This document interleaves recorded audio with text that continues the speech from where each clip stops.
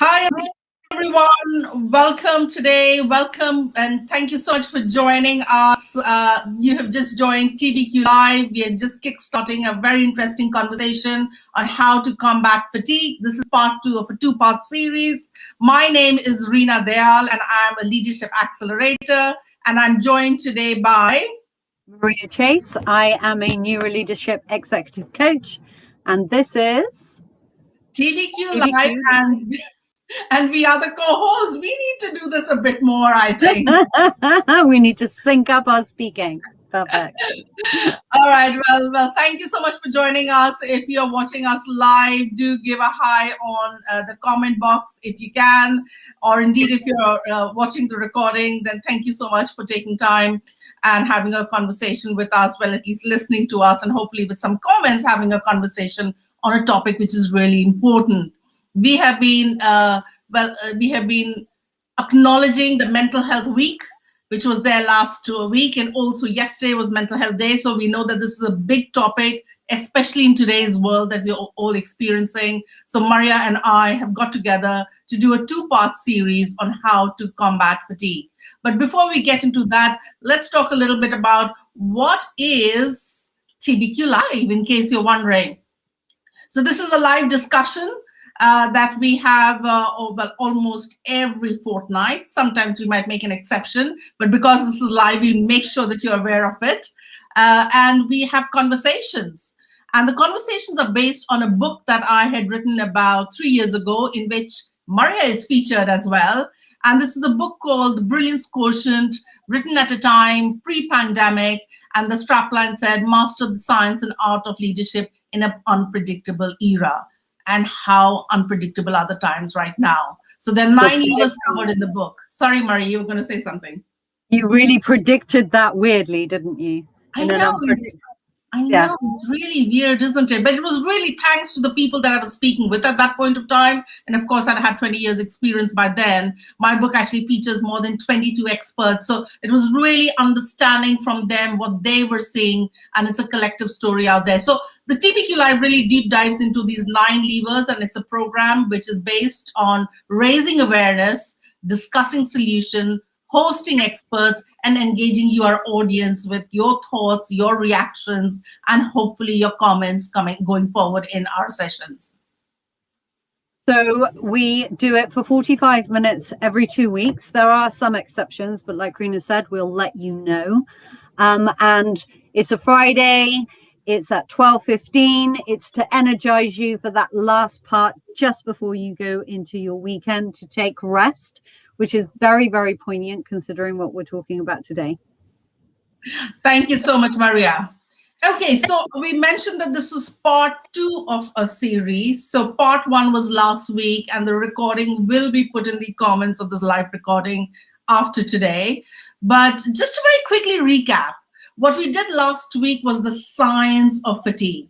And our invitation to our listeners and to us in our work was, part of combating fatigue is to understand what it is. Sometimes we're very quick into the solution mode, and we said we'll discuss solutions today, but we really spotlighted in trying to understand what fatigue is, because once you recognize it, and not just in yourself, but maybe in other people, that's almost half the battle won. Because then you know how to deal with it, and then you have strategies around it. But very quickly, fatigue is a physical can manifest as a physical weakness or a mental exhaustion. Sometimes people call it brain fog. It is a symptom, it's not a condition. And the symptoms could be, you start realizing that your mood is changing, your memory is getting impacted, your concentration is being impacted, you're finding it difficult to make decisions, your emotional state changes. But it is a fact that when there's chronic fatigue, it can lead to medical conditions. So it's something that we all need to be aware of, because everyone is susceptible to fatigue, and knowing it is addressing it. We also talked a little bit about how and what happens in the brain, and I'm just going to lean on Maria to talk a little bit about what we did in part 1, and then we're going to move into some interesting solutions. Thank you, Reenas.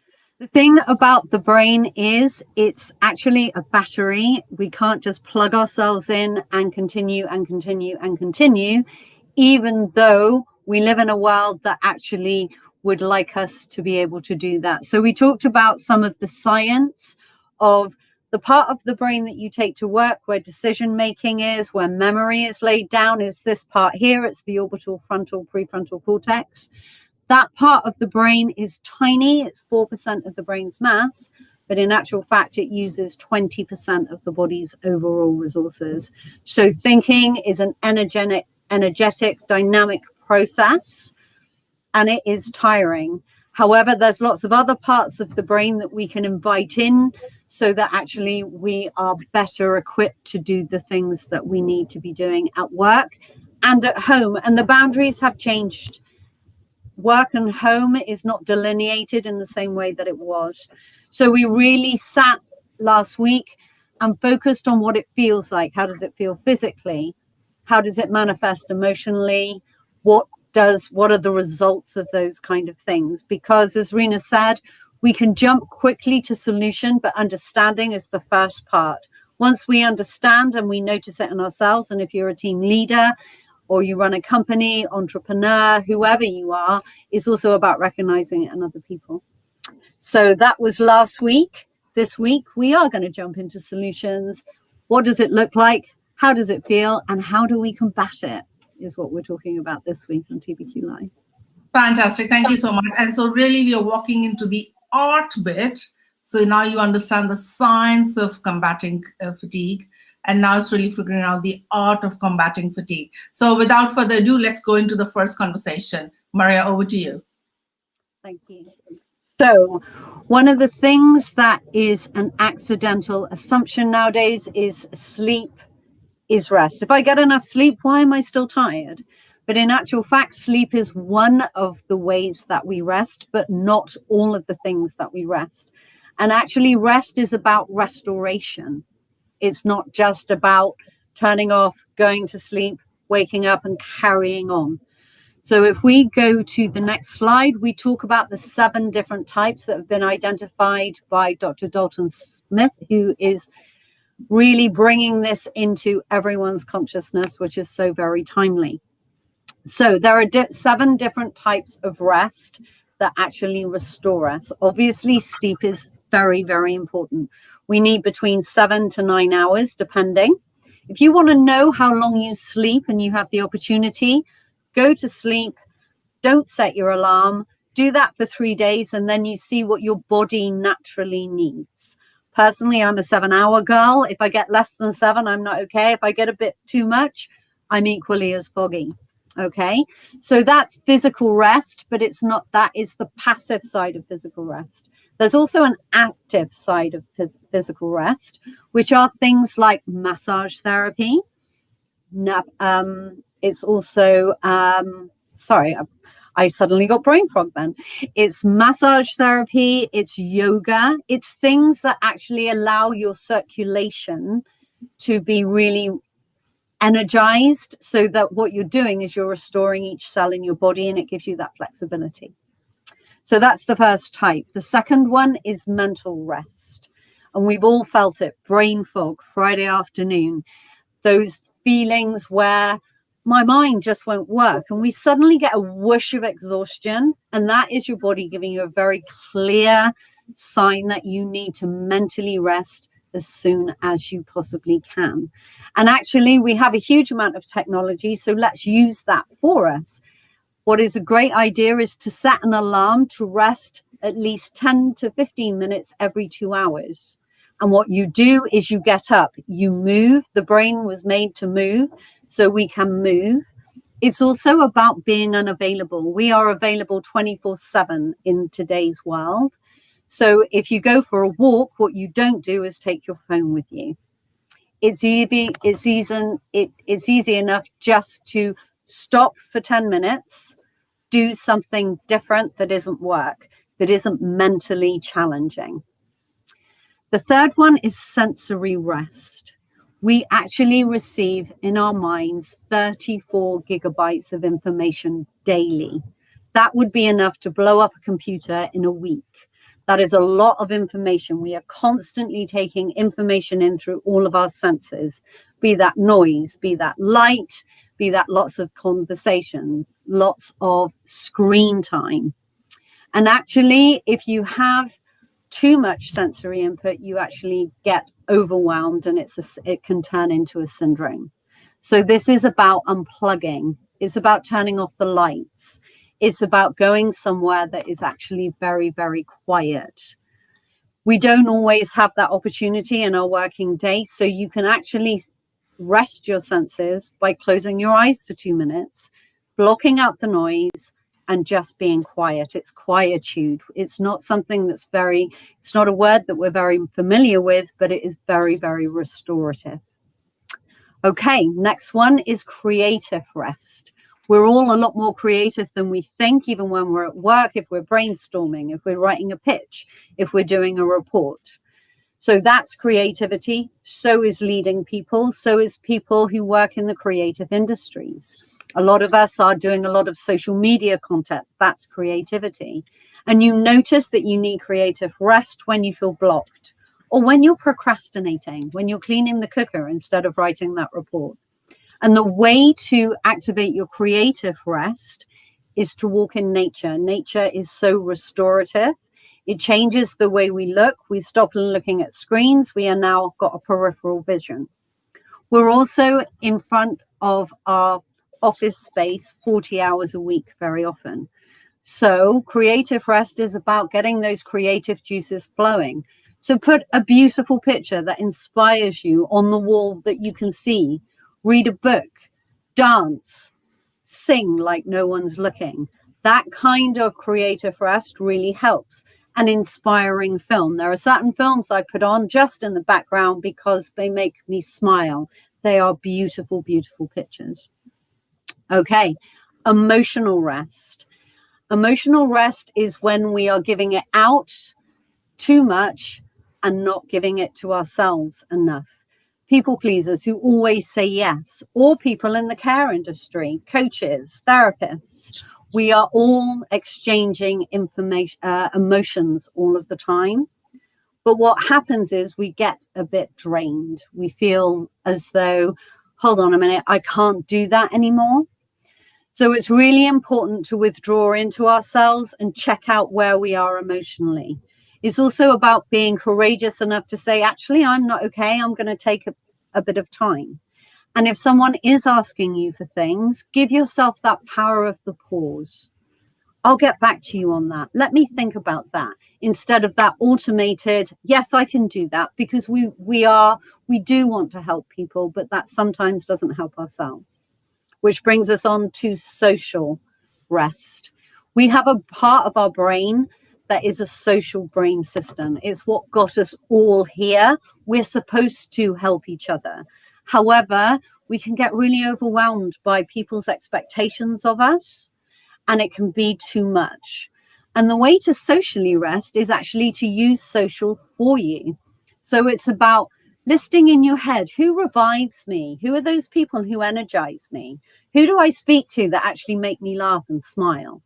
Those are the kind of people you want to reach out to. It's very different than emotional rest is within. Social rest is going to the people who give you some energy, and also diminishing the people in your life who are draining you too much, because they don't mean to necessarily, but they can. And the last type of rest is spiritual rest. We are all hardwired to want to contribute, but what with professional goals and personal goals and family needs and whatever, we don't always look without ourselves. We don't always think, actually, what am I doing in the wider, higher context? So it's things like volunteering at a local soup kitchen, or looking at your neighbor who's finding the gardening a bit hard and going, I can come and help you with that. Or if you do have a certain spiritual practice, it's about praying to the higher things in the world. It's about contextualizing your life within a much, much bigger picture. We all need that. We're not just islands. So those are the 7 types of rest. If we get all of those, we are going to be restored. Now, you can't do it all of the time, and you don't need it all of the time. If you've got brain fog, you need mental and sensory rest. If you are blocked or procrastinating, you need creative rest.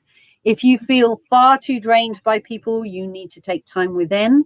Or if you're feeling a bit disconnected from the world, go and get some energizing social interaction. And if you feel a bit disconnected from the world, what's my place? What's my meaning? What's my purpose? Get some spiritual rest. Okay, over to you, Reena, for some other ideas on how we can do that. Thank you. That's really interesting, actually, to really talk about rest. I can't remember when I would have last spent 10, 15 minutes just talking about the topic of rest and really pulling it apart. And it just underlines the fact about how important it is. And I love what you said right at the end. And I had a reflection of that. Actually, think about the times that we've been going through right now. It's been so, while we have been locked down, you would think that we'd be physically rested, but actually we are more tired because of the amazing amount of work that we're supposed to do at home, or we're just sitting in one posture for really hours at end. So it becomes difficult at times, certain rest to take place, even though it's obviously easier to do so. Also on the other side, we know emotionally we've all been so drained. So it's to also recognize that sometimes there are circumstances in our life or life events that actually does not make it easy to do a particular kind of rest. And it's then to be able to balance and do a different kind of a rest, because they're not linear. They support each other. And so, for example, one of the things that we've all been hearing about, that a lot of people who had access to gardens and nature have found that it's really been a source of energy and energized people during the lockdown. Or the fact that people who have strong faith and prayer practices have really felt that they have lent on that at this point of time to draw energy, and at a time which which has been exhausting for all of us at so many levels. So a great piece of suggestion there about how do you use this knowledge of rest, and what's the art, what's your unique formula that's going to help you restore yourself. So great piece out there. Let's shift the topic and look at another way that you can combat fatigue in today's day and world. And a lot of it, as Maria was talking about, is to do with the brain, right? It's about how you're interpreting things, how you're watching the world. And I'm sure a lot of y'all have seen that visual. And my question is, what do you see? Do you see half a face? Or do you see the side profile of that person? Because it is both. And your eye will switch from one to the other if you give a focus to half the face, and then when you look at the edge, you'll suddenly see the profile of the individual. And that's what the mind does. At times it looks at things in different ways. And if some of you all would have heard our last week's session, which is part 1, we talked about energetic responses that our body has, which leads to fatigue or not, for that matter. And the triggering point is our mind. We feel something, and then the mind gives it a story and a narrative. And therefore, the thoughts really start impacting on the actions that you take, which might lead to exhaustion or not, for that matter. And depending upon what kind of an action it is, the results change. And then that is the circle that goes back to the belief. So it's the mindset really is captured by how you think. So the art of reframing is a great way for you to combat fatigue, because it's a proactive way.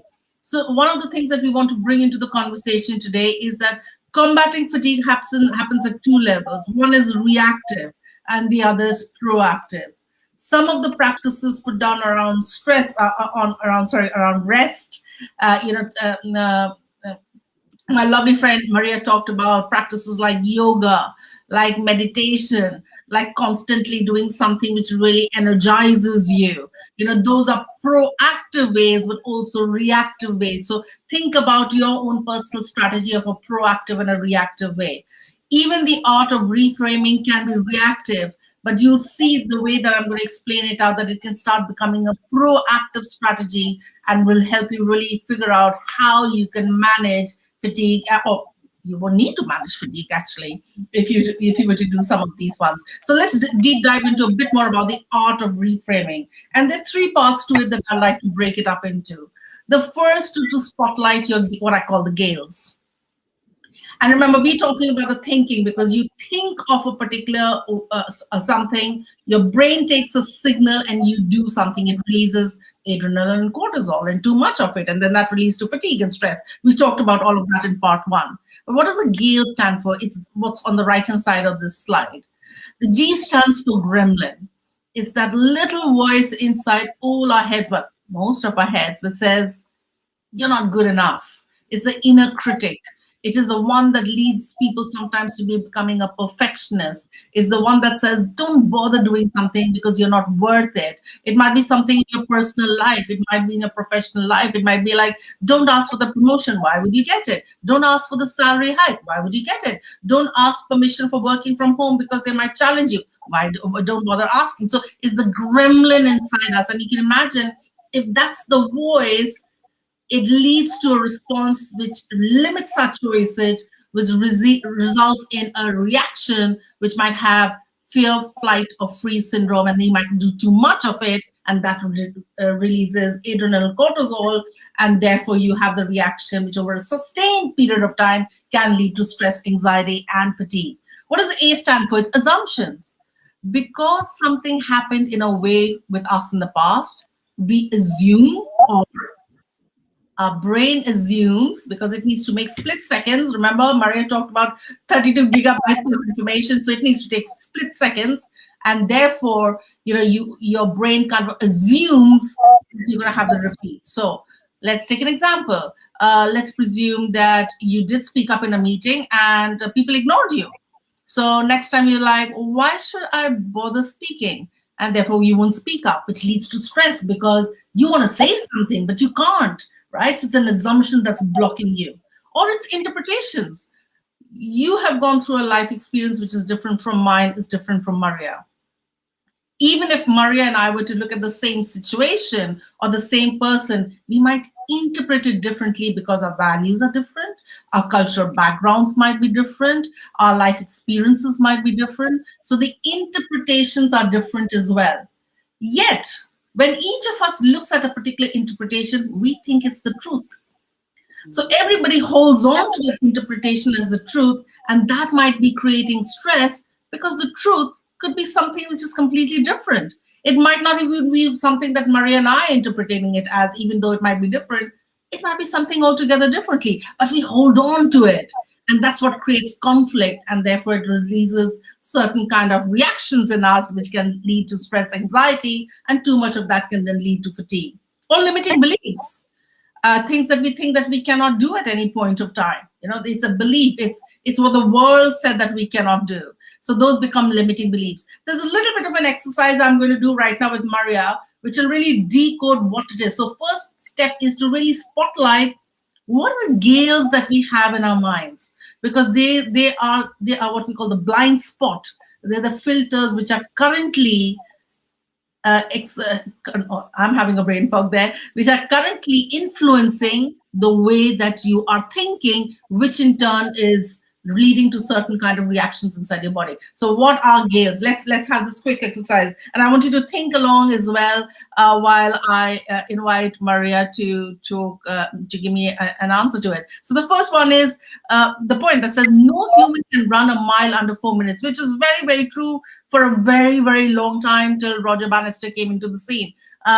Maria, where would you put that? Is it a gremlin, assumption, interpretation, or limiting belief? That's definitely a limiting belief. Absolutely correct. Go on. Sorry, Maria. Everyone thought you couldn't. Then he did, and that belief was totally overturned, and then more people did. So limiting beliefs are so powerful, because if you think you can't, you don't bother. When you see someone can, then you're going to do that 4-minute mile too. So yeah, that's definitely a limiting belief. Absolutely. And that's exactly what happened, because Roger Bannister, in fact, when Roger Bannister was practicing, one of the things that he did was the art of visualization. He visualized that he could run that mile beneath 4 minutes. And he hit the record with 3.94 or 95. And as Maria was saying, the interesting thing about limiting beliefs is once one person breaks it, you have many people, because a year after you had 3 other people who broke the 4-minute record. So think about it for a moment. What are the limiting beliefs that are impacting us in our lives right now? And if you think about it on a much more broader scale, do we need to really challenge some of the limiting beliefs so that we can create a world which is a better world? But for now, think about what are the limiting beliefs that might be causing you fatigue. Okay, so the next one is no point challenging my boss. He, she never listens. What could this be? That's got to be an assumption, hasn't it? It can be an assumption as well as it could be a gremlin. So it could be Oh, both of them. okay. So absolutely right. It could be an assumption because something happened in the past. Maybe in the previous, the boss never listened or the previous boss never listened. So you don't bother. Or it might be that you are not confident. So that little gremlin is saying, don't bother. I mean, don't challenge. I mean, you're not going to be listened to. Really, is your voice worth it? Do you know this stuff really well? I mean, the person is so senior, so it could be a gremlin or an assumption. So nicely played out there, Maria. How about the next one? I'm not worthy of this promotion. That's got to be a gremlin. You're absolutely 100% right. That is a gremlin. HR people cannot understand commercial decisions. So my background's HR, corporate HR. I've been doing HR for FTSE 500 for 22 years before I started my business. So I know we used to make this statement, and some people still do. What do you think that might be, Maria? That one has got to be an interpretation. Yeah, it is an interpretation because of my experiences. It could be also because of the limiting belief that people, but I interpret it and I say, well, HR people really can't understand commercial decisions. And even for a moment, if you think it might be an assumption or a limiting belief, the important bit is not to categorize it. I mean, it's good, it helps the brain think better and to be able to categorize it. But the important thing is that it stops us from doing certain things which may end up having fatigue. So the art of reframing is really being able to challenge some of that. And the last one, though, of course, I know a lot of people today with challenges, older people are not tech savvy, pretty much a limiting belief at times, because we know that, I know that my mom, she's older than me, but she is sometimes more tech savvy than I am. So, sometimes that can be challenged by a lot of people. I'm sure, Maria, you come across that as well. Absolutely. And the thing about limiting beliefs is they limit us. I know it sounds very obvious, but sometimes unpacking that language, because the brain listens to the words very, very closely. So Absolutely. You say, I can't, the brain goes, oh, okay, then. Yeah, it takes a very clear message. So unpacking what it might be really does give us that insight into, well, where's the change? How do I change that? Absolutely. So the first step was recognizing your Gale. So really becoming aware, what is it that I really is coming in my way? And by the way, the Gale is something that I use a lot, but I must say that I can't take credit for it. So this was really because I trained with the IPEC Institute. I did my master practitioner training there on a concept known as energy leadership. And it's the acronym that we used to use out there. So I must give them credit, but it's so easy. Keep that in mind. Gale, what's my Gale? What's coming in the way and me thinking about a particular thing? So the first thing is spotlighting what your Gale is, recognizing it, what it is. Then it's a question of doing a circuit break. And circuit break is a language that we introduced actually in our last session as well. Because what happens, and I'll come to Maria in a bit, because what's happening at any point of time, because your brain is actually, and let me say it with respect to my brain and everyone's brain, is an efficient organ, not necessarily a very intelligent organ. And what I mean by making that statement is that it is something that needs to work efficiently. There's a lot of information that's hitting it. So it needs to work fast and quick. It can't look at every stimuli that's hitting us to think, oh, so now Reena's being hit by the stimuli. How should she make a decision?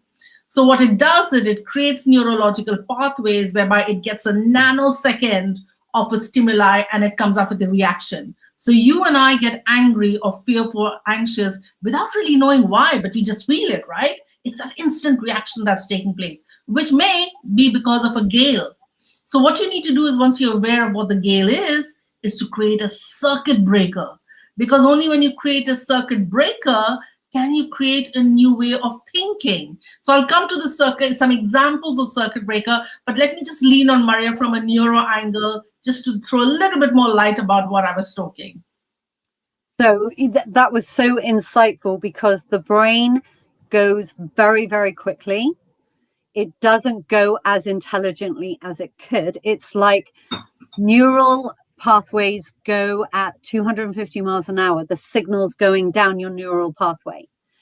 And the more it goes down that neural pathway, the more myelin that goes down, which is like electricity. It conducts it really, really, really quickly. So if we have thought something very, very often, as in the Gales, then it's going to go very, very quickly. However, the brain is also genius enough to be able to make new pathways, which is the neuroplasticity of it all, which means that if I put in a circuit breaker, instead of going to where I would normally go, so it's like water taking the path of least resistance. If I put in a circuit breaker, I start a new neural pathway. The more I then use that one, the more that one becomes my habited way of thinking. So you're actually changing the architecture of how your brain is wired, which is why our brains are so adaptable and agile. Thank you, Maria. I just love this, and some of the things that we've really realized, and I really encourage you to share this information with your colleagues and your family members and your friends, because this is powerful information. When people understand this is how you create a winning mindset, that's half the journey done. Because something that we don't understand that's happening inside the brain, or you have all of these amazing motivational talks that you go to and you say, get this amazing feeling, but yes, I'm going to do it. And then you come back and go back into an old habit. You can change it because of this process of really becoming aware about what's stopping me and then creating these circuit breakers. So what are circuit? Let me give you some examples of circuit breakers. And these are something that my clients have used and people use on a day-to-day basis as well. So I talked about the gremlin, right? Is a voice that comes up saying, don't bother, don't speak up, no one's going to really listen to you. Don't ask for that promotion, really. Or don't ask that person for a date if you're in a dating world right now, because you're going to be rejected. You're not good enough. A circuit breaker to stop that thinking to then make you not do anything is to, for example, and there could be many, I'm just giving you an example to make it come alive, is to tell yourself, I trust myself. A simple word like, I trust myself. It breaks, it gives you that pause in that brain, because the minute you say, I trust myself, you've moved from a Gale to a higher belief. You started believing in a different, which releases a different kind of chemical inside your body, or at least gives you that pause for you to then build on it, saying, but I trust myself. Oh, why do I trust myself? Because I'm pretty good at my job. Oh, there are reasons why I can ask for promotion. You take that line of thinking, and of course, you train yourself to do that, and therefore you start reacting in a different way. So you're changing the chemistry in your body by using a circuit breaker, or what I call the last bit, then introducing a higher belief. And what could be higher belief? So let me give you some examples of higher belief. But before that, is there any favorite circuit breaker of yours, Maria, that you might be using or you work with your clients? I've got another thing that popped up in my head, but first you go. Absolutely. I have what's called in transactional analysis a be perfect driver, which means I can spend 4 days just tinily rejigging when actually it's more than good enough. So for me, I came up with the circuit breaker. There's always a better shade of purple. It's my favorite color. I know that there are times when I can make things better and better and better, but actually sometimes, as a colleague of us on the Plenary program, which we all co-founded together, Steph says to me, press send, it's okay. So that's my circuit breaker. It stops me going, be a perfectionist, and gets me into production rather than just thinking. So that's my favorite circuit breaker. There's always a better shade of purple. Great. I love that one. I love that. Absolutely love that one. Here are a few others that people use a lot. So sometimes when you're in a deadlock, think about interpretation, right? We're in a meeting, let's presume, and everybody's thinking about it and looking at it from their viewpoint, and there's a deadlock that's taking place. A great circuit breaker for yourself to help the negotiation move in a different direction is to bring in the thought of saying, I'm curious. And bring in that thought about saying, yeah, I'm curious. Why is the person saying that? I'm curious. Why am I reacting?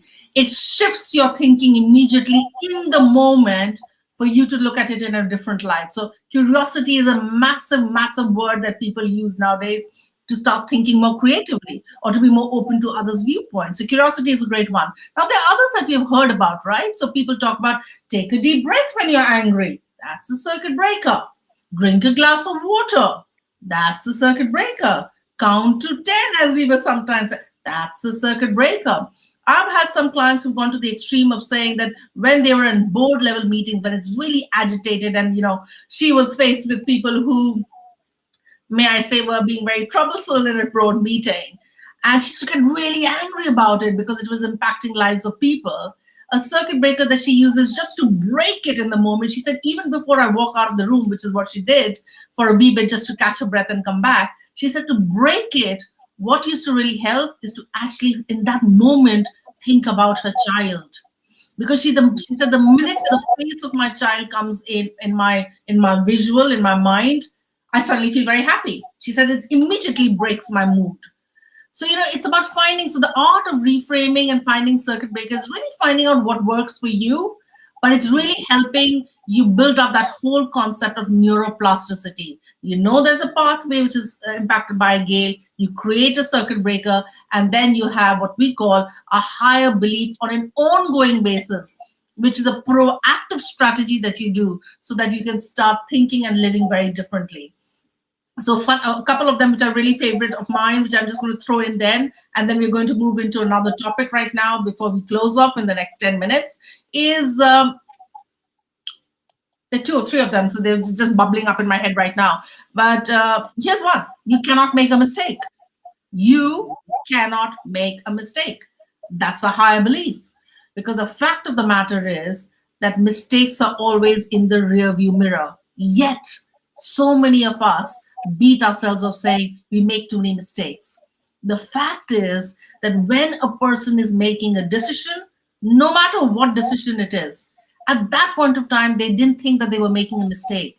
For whatever knowledge, experience, or belief that they had at that point of time, they took the right decision.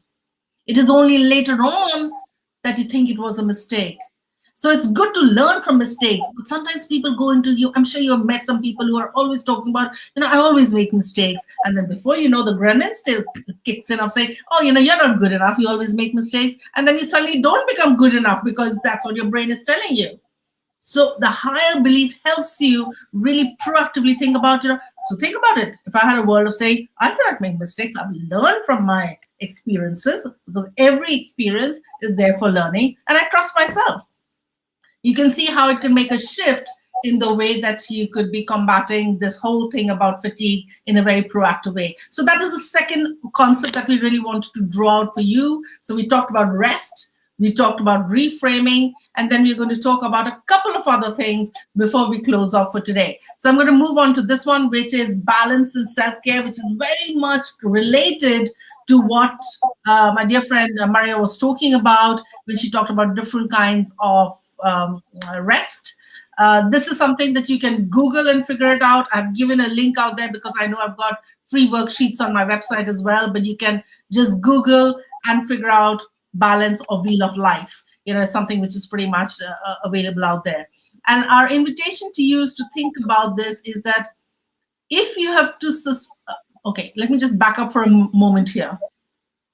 If we believe that we are living in a world which is unpredictable, which has now become very evident, the only thing that will help us get balance is what we're doing with ourselves. That's what we can control. And to create that strong foundation, we need to be very balanced inside out. And the way to do it is to look at different facets of our life, which can bring in balance. And self-care is one of the most important things that's lacking right now, which is now why I've highlighted it. So my invitation for you is to look at this list and actually rate yourself on a scale of 1 to 10 and see where is it that you would rate yourself, 1 being not happy and satisfied with how I'm doing on this particular segment, and 10 being really happy about it. Because the minute you start noticing a gap, what you're empowering yourself in is with amazing information. 1, what are the energy suckers and what could be creating fatigue for you? So for example, if I had no fun in my life, or if my relationships were going topsy-turvy, whether it was personal or professional, whether financially I was being strapped, you start understanding what could be triggering off fatigue, and therefore how do you balance it? Is by looking at those areas of your life which you might be rating yourself high. So it might be health. that's really working for you at this moment of time. And you might say, right, I'm going to put more attention on my health because that's going to bring back the balance. Because temporarily, we all know that we might be swinging low or up or down in some of these. So it's really having that seesaw balance is the point that I wanted to make. And self-care is something which is vitally important right now, which is getting impacted by a lot of people. So just think about balance and self-care for a moment out there. Any quick comment out there? I'm just conscious of time as well, but any quick comment, Maria, from you? Because I know that you use this a lot with your clients as well. The thing being, there's a biological term called homeostasis, which is when the body, all of the cells in the body are in harmony and they're functioning well.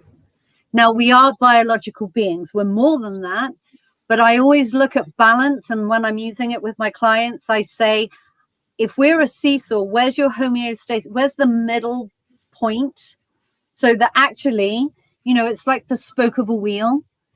The outside's going round, but the inside is really in the same place. So, this is so important to invite people to look at, how do I rebalance? Because we go out of kilter, but that doesn't mean to say we don't have the power to bring ourselves back to balance. Absolutely.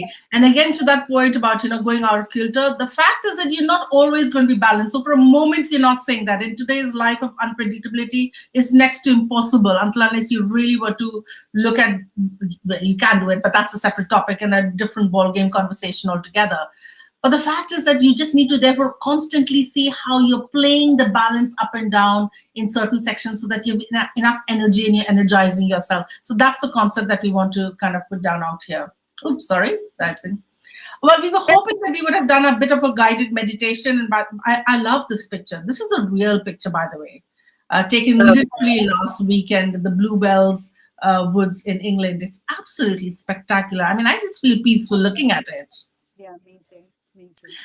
But we were going to do a guided meditation, which we might not have time today. I'm very conscious for it. So hopefully in one of our upcoming sessions, we'll maybe do a little bit of guided meditation, something that Maria and I do a lot in our workshops. We run the Unplenary Academy for Entrepreneurs, where we use guided meditation. I know she does, and I do work a lot with my clients. It's one of the most powerful techniques being used by top leaders, and almost everybody that who's really interested in looking at playing their A game or being able to look after themselves, to make themselves to be in a better place to look after other people. So very, very powerful concept. We all know that now there is research that has been done which shows that meditation alters the way that the brain is wired, in a way that helps you manage fatigue and bigger challenges in your life and makes you much more sharper and more focused. So guided meditation is something that we do, but more importantly, we invite you to think about meditation as a route to manage yourself proactively and reactively where fatigue is concerned, because fatigue is here to stay, but it's all about the art of understanding how to combat that. So that's probably my last comment before I move into my final slide. Can I invite you to make any final comment, Maria, and then we close off today's conversation? What I love is that meditation has been around for thousands and thousands of years. What we now have with the fMRI scanning and all of the new imaging is it shows that a brain that has so much electricity going through it can actually be realigned and harmonized, and you can watch the pictures. And I think that's so much more powerful than talking to something. And that's now why, if I'm starting a session, I want people to be in the room so they're not thinking about that or that or that. So here they come, all of their energy is now on the focus. So then they get the best out of the session. It's so powerful. And the book that I wanted to share with you that was not coming in my mind is a book that's been written by Daniel Goleman, and I'm forgetting the other person, who, based on their research of 30 years, have shown that how meditation makes a dramatic difference. Is the first published research that has been put into place in a book called The Altered Traits. So that's Altered Traits.